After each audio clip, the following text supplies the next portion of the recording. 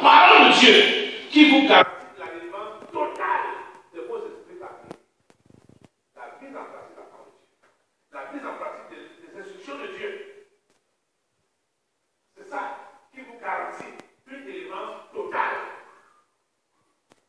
C'est ça qui garantit une délivrance totale. Les rétablis n'ont pas regardé que c'est Jérémie qui leur parlait. Ils n'ont pas regardé tous les hommes de Dieu qui les entouraient. Vous dites, mais comment on va les humilier? Comment on va les humilier? C'est comme les hommes de Dieu. On ne peut pas leur faire tout ça. Les hommes semblants, ou d'autres seulement. Ils ont dit, notre Père nous a dit de ne jamais se faire.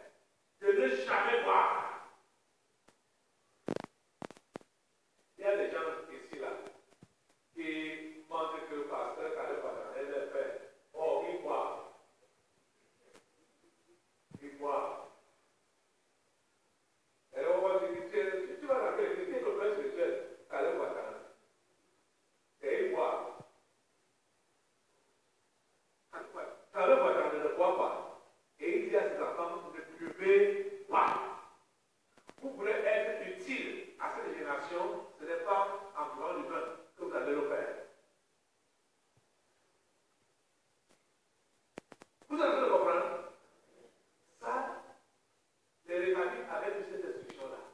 Et regardez à la fin, avant de continuer, regardons à la fin.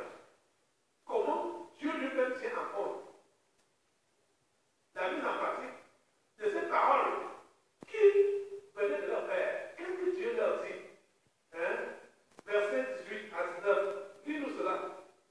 Et Jérémie dit à la maison de Rétabli, ainsi parle l'Éternel des armées, le Dieu d'Israël.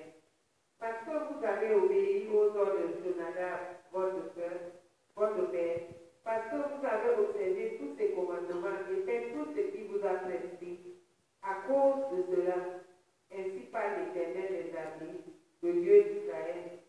Jonadab, fils de Récab, ne manquera jamais de descendants qui se tiennent à ma présence.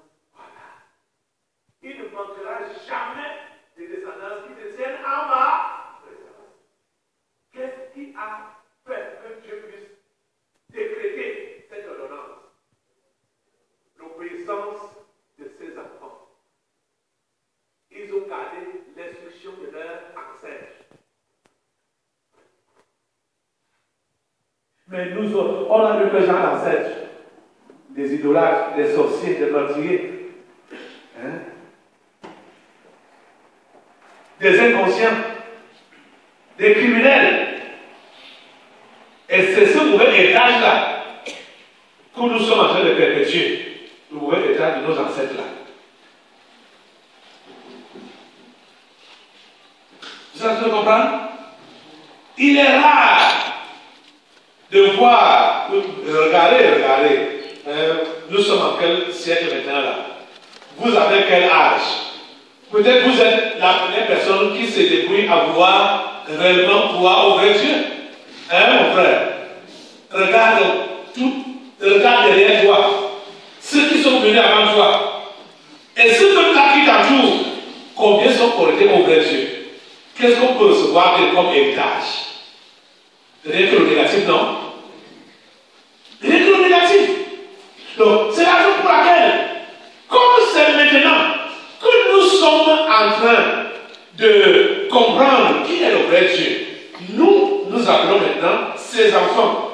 C'est de lui que nous devons tout hériter. Et pour tout hériter de lui, il faut que nous obéissions à ses commandements. Il faut qu'on obéisse à ses instructions. Parce qu'il n'y a rien de bon qu'on peut hériter de nos pères charnels. Ils n'ont pas été une référence. Ils n'ont pas été un exemple. Vous avez de comprendre? Mais ceux qui ont pris, il y avait une jeune fille qui est intervenue ici hier, parlant de sa grand-mère, qui dit que regarde, je vais mourir comme ça sans que tu me laisses des petits. Je vois des petits enfants. Sans mariage, sans mariage. Envoie sa petite fille faire des enfants. Écoutez, les bêtises de conseil. Et c'est ça que la plupart d'entre nous vivons dans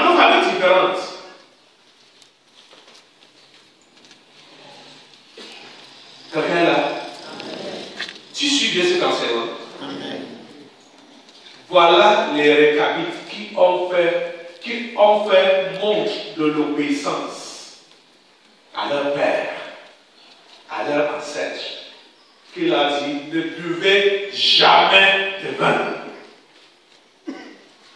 Ne buvez jamais de vin. Hein?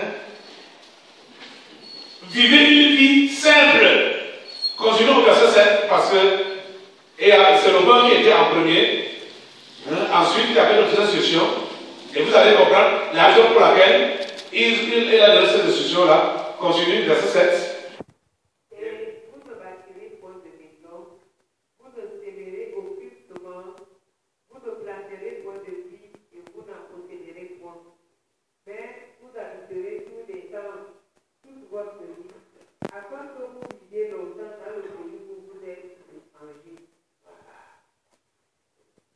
Afin que vous viviez longtemps dans le pays où vous êtes étrangers.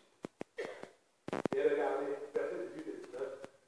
Dieu a pris le record de ces paroles et a promis qu'ils ne vont jamais manquer devant sa face. Vous comprenez, non? Et pourquoi Dieu supporte ça? Parce qu'il a vu leur obéissance. Il a vu leur obéissance. Les amis, aucun esprit familier n'est plus fort que la promesse de Dieu de te délivrer. Aucun esprit familier n'est plus fort que le nom de Jésus de te délivrer. Aucun esprit familier n'est plus fort que le sang de Jésus de te couvrir. Aucun. Pourquoi est-ce que tu seras donc victime de ces choses-là alors que tu prétends prier le vrai Dieu, tu prétends invoquer le vrai Dieu? C'est juste parce que tu ne pries pas à sa parole. Tu ne pries pas à sa parole.